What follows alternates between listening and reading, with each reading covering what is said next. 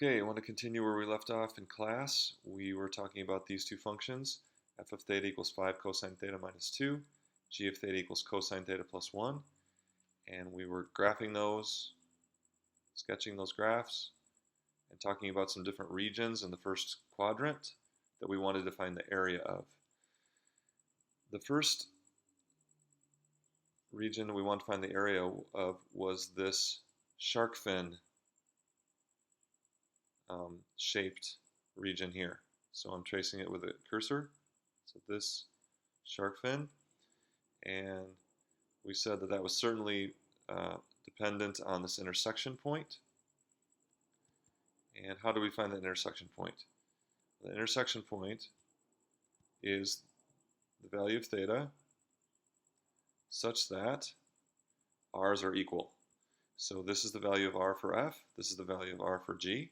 So we're going to set those r's equal and find out what theta makes r for the f function equal to r for the g function. And when we set 5 cosine theta minus 2 equal to cosine theta plus 1, we got this angle here, our cosine of 3/4. So that was this angle that I'm showing right here. And we talked about, so if I was to integrate this function right here, the 1/2 f of theta squared d theta from 0 to r cosine 3/4, what would I get? Well, these polar integrals always give us all the area starting from the pole out to the curve. Remember, the typical piece of area in polar coordinates is a triangular sliver with one vertex of the triangle always at the pole, and then it extends out as a really thin triangle out to the curve. So if we were to integrate from 0 to 3 r cosine of 3/4, or 1/2 f of theta squared d theta, we would get, I'll shade it in light blue, we would get all that area in light blue.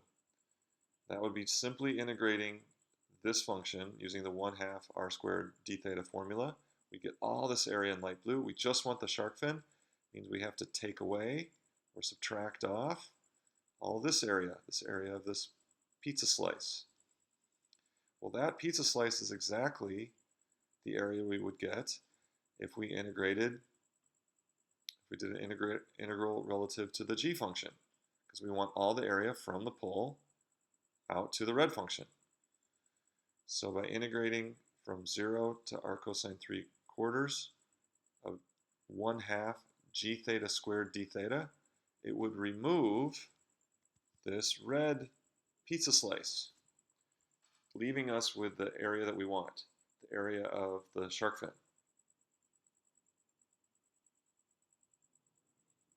Okay, so that's where we left off. We actually did that at the end of class, and we said that that area was going to be the integral from 0 to r cosine 3/4 of 1/2 f of theta, or this thing squared, d theta, minus the integral from 0 to r cosine 3/4 of 1/2 of g of theta, or this squared, d theta.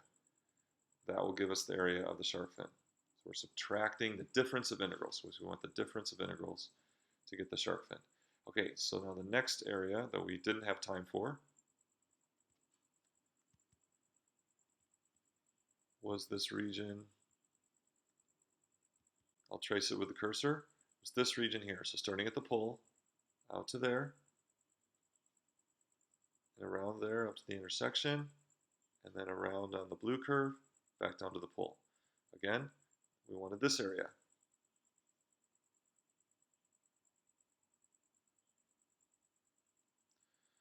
Okay, so this is a little different situation here. If we notice, if we think about starting our angle from 0 and sweeping counterclockwise, really that region is defined by this red curve. So it's no longer the region that's outside the red curve and inside the blue curve, which would need a difference of integrals. Now this first part is really just exactly what we get if we integrate with respect to this first curve. So let me show that. So imagine the angle increasing This is all exactly part of the region that we want to. So when we get to there, we're just going to stop right there. Really, what have we gotten so far? So all this is part of the region we want, and that is exactly the integral from 0 to our cosine 3/4 of 1/2 g of theta squared d theta. So that's not quite enough, right? So that's part of it, but not quite enough. So when we get to the intersection point and we keep sweeping the angle, now after that, we want to let the blue curve start defining the rest of the region. So now starting from the intersection until the angle where the blue curve goes through the pole, we want the rest of that. So that blue region finishes off the region that we want. So this is different. This is a matter of integrating from 0 to our cosine 3/4 of the red curve, 1/2 g of theta squared d theta. And then continuing on, but now having the blue curve define the region until we get to our cosine of 2/5. So you should be thinking, now this is going to be a matter of adding the integrals, because it's no longer the area outside of one curve and inside another.